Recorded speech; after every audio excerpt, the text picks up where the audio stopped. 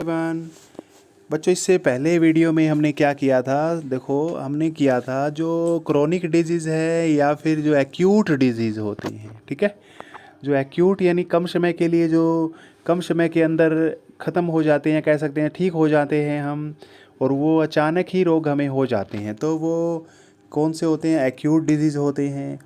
और chronic disease क्या होते हैं? जो धीरे धीरे हमारे शरीर में वृद्धि होती है, जैसे एकदम से नहीं होते, वो धीरे धीरे हमारे शरीर में कोई सेल बढ़ती जाती है, जैसे कैंसर वगैरह है ना। तो वो उस तरह से जो हमारे शरीर में पनपते हैं उनको हम क्रोनिक डिजीज़ बोलते हैं। तो आज हम उनके काज की बात करेंगे, किसकी वजह से होते हैं, कॉजेज़ ऑफ डिजीज़। तो डिजीज़ के कारण क्या हैं? पैथोजेंस हैं, यानी रोगाणु होते हैं, जैसे वायरस के हो सकते हैं, बैक्टीरिया हो सकते हैं, फंजाई हो सकती हैं, प्रोटोजोआ है, वॉर्म्स हैं, ठीक है। हाथी पाँव सुना ना, मोटा पाँव हो जाता है बिल्कुल। तो यानी इनकी वजह से रोग होते हैं, ठीक है। कारण है ये, या फिर और हो सकता है अगर अच्छा हेल्थ नहीं है तो रोग होगा, या फिर न्यूट्रिशन की कमी है, अंडर न्यूरिशमेंट क्या बोलते हैं, पोषण अच्छा नहीं है। पोषण अच्छा, अंडर का मतलब ये होता है भी कम है, वो कुपोषण बोल सकते हो इसको, ठीक है। कुपोषण, भोजन की कमी होना, यानी अच्छे से अगर आपको भोजन नहीं मिल रहा, मतलब किसी भी व्यक्ति को, तो वो बीमार हो जाता है, ठीक है। हेरिडिटी का मतलब ये हो गया, आनुवांशिकता की बात हम कर लेते हैं, ठीक है। मतलब जेनेटिक और डिसऑर्डर भी कह सकते हैं, यानी आनुवांशिकता होता है भाई, जैसे पेरेंट्स से, माता पिता से बच्चों में कोई रोग हो जाते हैं, उसकी हम बात करते हैं इसके अंदर, ये भी हो सकता है, ठीक है। जेनेटिक यानी आनुवांशिक विचलन कह सकते हैं, यानी किसी वजह से पेरेंट्स या फिर कहीं से भी, मतलब कह सकते हैं अपने जो पेरेंट्स की वजह से या फिर दादा परदादा का रोग, मतलब कहीं ना कहीं एक उजागर हो जाता है अगले पीढ़ी में। तो वो आपको पता ही है, जो हेरिडिटी यानी आनुवांशिक रोग होते हैं वो हमारे अंदर दादा परदादा नाना नानी, क्योंकि वो आपको पेरेंट्स से मिलते हैं, मदर फादर से मिलते हैं। अब फादर के अंदर कहाँ से आए थे, वहाँ वो वाले में मतलब इसमें शामिल होते हैं आपके ग्रैंड फादर ग्रैंड मदर, है ना। तो ये इसमें होता है। तो इसमें मदर्स में आपके ग्रैंड फादर कह सकते हैं, ग्रैंड मदर, है ना, इन लॉ, है ना, ग्रैंड फादर इन लॉ कह सकते हो। तो यानी इसमें इस तरह से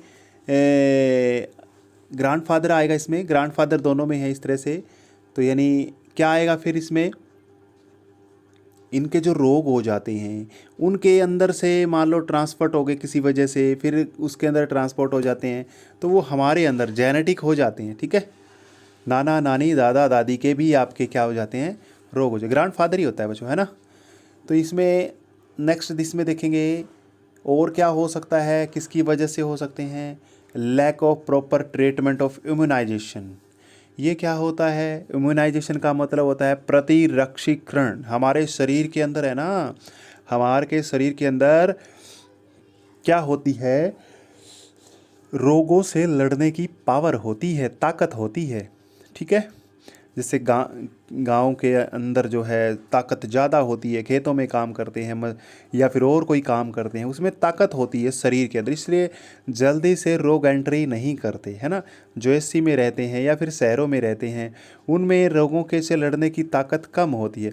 तो बच्चों, यहाँ पर इम्यूनाइजेशन की बात है, टीकाकरण। टीकाकरण तो टीकाकरण यानी समय समय पर अगर जो टीके लगते हैं, बच्चों को लगते हैं या बड़े होने पर भी जो टीके लगते हैं, अगर उसकी कमी हो जाए, जैसे खसरे का लगता है, पोलियो का लगता है, बहुत सारे मिसेल्स रुबेला का लगता है, काली खांसी का लगता है, जो भी चेचक का, टेटनस का, जो भी इंजेक्शन लगते हैं बच्चों, अगर उनमें से कोई भी छूट गया तो कोई ना कोई रोग भविष्य में ज़रूर नज़र आ सकता है, ठीक है। इसलिए अगर इसकी कमी होती है प्रॉपर इम्यूनाइजेशन की, ठीक है, आप अपने पेरेंट्स से पूछ सकते हो कि आप जब यानी आप जब जन्म लिए नहीं हुआ था आपका, तो आपको कौन कौन से इंजेक्शन लगवाए गए थे और जन्म होने के बाद में 5 साल तक आपके कौन कौन से लगे थे।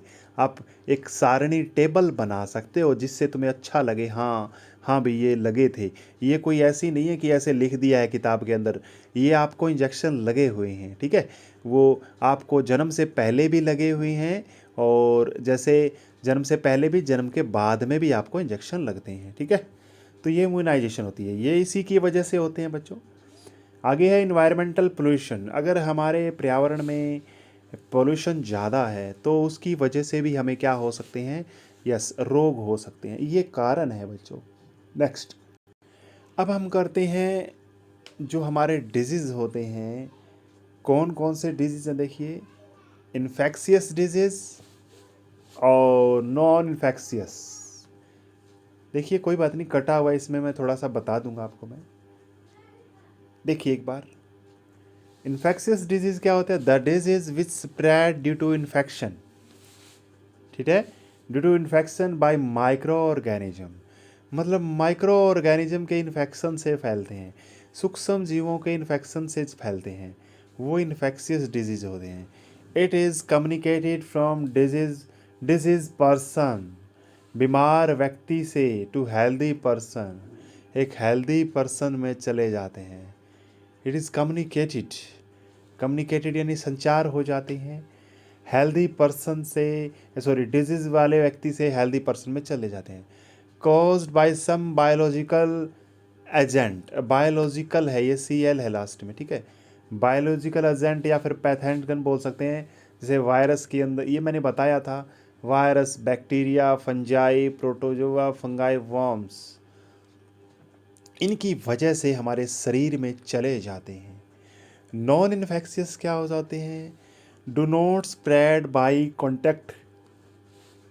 अगर कोई रोगी व्यक्ति है, रोगी व्यक्ति के अंदर कोई रोग है, वो रोग ऐसा है जो नॉन इन्फेक्टियस है, तो वो दूसरे व्यक्ति में नहीं फैलता, ठीक है। जैसे कैंसर वगैरह है ना, हार्ट की बीमारी है ना, ये चीज़ें क्या है, नॉर्मल हैं, बिल्कुल नॉर्मल हैं बच्चों, ठीक है।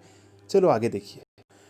इससे पहले बच्चों हमने ये पढ़ा था, जैसे हमारे अंदर जो रोग के कारण है वो वायरस हैं, बैक्टीरिया हैं, फंजाई है, प्रोटोजोआ है, वर्म्स हैं। अब उनकी वजह से रोग कौन कौन से होते हैं ये इसके अंदर बताए हुए हैं।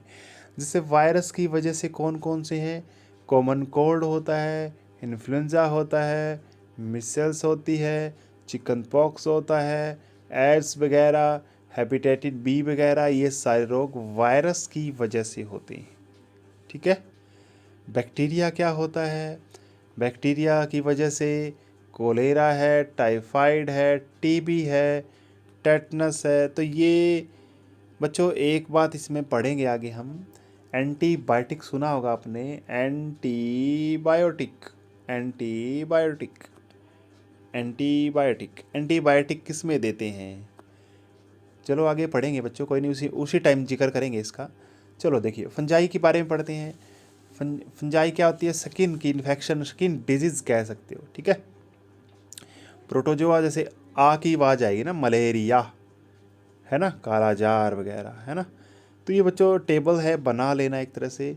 हाथी पाँव सुना है आपने ना, मैंने बताया था, या छोटी आंत में होता है, छोटे वर्म्स मैंने इंटेंशियल इन्फेक्शन है ना, इंस्टेंशियल का मतलब आंतों में जो रोग होते हैं ना, आंतों के अंदर है ना, छोटे छोटे क्या हो जाते हैं बच्चों, कीड़े से होते हैं ये, इस तरह से वर्म्स कह सकते हैं, वर्म्स। इनकी वजह से कौन कौन से डिजीज़ होते हैं ये आपको याद रखने हैं, ठीक है। कई बार पेपर में आता है, कोई 2 रोग आपको लिखने पड़ सकते हैं, 2 डिजीज़ आपको लिखने पड़ सकते हैं, भी प्रोटोजोआ से होने वाले कोई 2 डिजीज़ लिखो। ये शायद आपने 7th में या 8th में भी किया होगा बच्चों, ठीक है। रिवीजन ही है एक तरह से, ये रिवीजन ही है। Thank you.